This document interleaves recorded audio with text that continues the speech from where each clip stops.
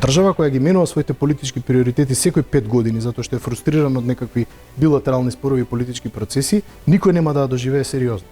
Како после 18 години владење, ниту еден функционер од редовите на интегратиците не се соочи со кривична одговорност. Нивната улога во македонскиот политички систем, посебно при градењето коалиција, толку голема и толку пресудна, што ни еден фактор општествен нема да се впушти во било какво гонење на функционери на ДУИ.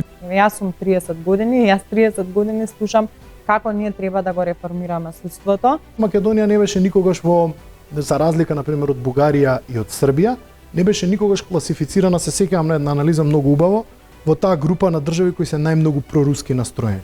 Млади и амбициозни лидери или личности од транзицијата? Не стравам дека може да има поголеми социјални немири. Со владини пари за кампањи во медиумите, одново постои можноста да се корумпира уредувачката политика, се корумпираат медиумите и сето тоа да доведе до, како да кажам, до одново смрт на нашата професија, односно на вистинското новинарство. Гледате Трилинг вечерва 20 часот и 45 минути.